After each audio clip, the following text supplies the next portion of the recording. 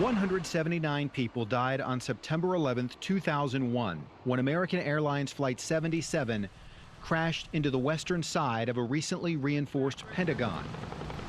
The carnage, while small in scale compared to New York, was gut-wrenching. It tore at the heart of our nation's security. 48 hours after the attack, we were the first local news crew in the country to gain access to the Pentagon grounds. Embedded with a congressional delegation, we saw up close the incredible recovery effort, the painstaking investigation, and the pain on the faces of those elected to lead us in the highest positions of power. For Congressman DeLay and the rest of the House and Senate leadership, this is really the first opportunity to see the destruction up close. Many of them have been able to fly over, but nothing like this. Seeing the damage that close, smelling the lingering smoke, made an indelible impression.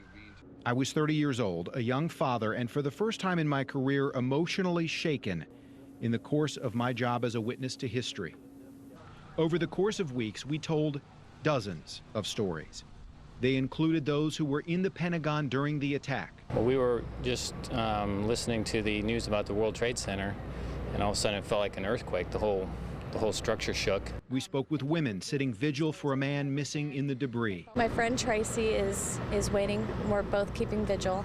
Her husband Eddie is still stuck in there somewhere. And we listened to politicians promising payback. No matter how clever they are, no matter how brutal their tactics are, that if they engage in war against the United States of America, that they're going to pay for it with their lives. This is what I have to do. Each interview and story was impactful in its own way. But the one that included Marine Major Dan Pentaglio stood out among the others.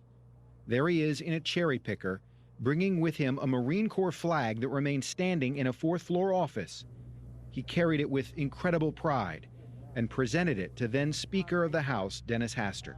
It stood up there in stubborn defiance to what happened here, and I think it symbolizes all that's great about America. That was Pentaglio on September 13, 2001. And this is retired Major Dan Pentaglio today, 2 decades later. As powerful as a nation as we are, we're susceptible to asymmetric type attacks. He is now a grandfather who enjoys spending time with his family.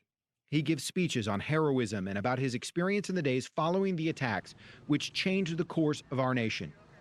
10 years ago on the anniversary, he published a critically acclaimed book that chronicled 4 days at the Pentagon. We quickly put together a chain of command. We put together a process for taking the bodies out and for dealing with the FBI forensics. Like so many of us, Pentaglio remembers the unity post 9/11, the sense of community that he laments seems to evade us in today's climate. I've never seen a time when people came together, set aside any other agendas, and came together for the common good of our country.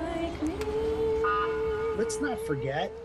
Let's make sure it's documented, and let's make sure it's passed on appropriately. His memories of those days is sharp, as if they happened yesterday, even though 9/11 was a generation ago.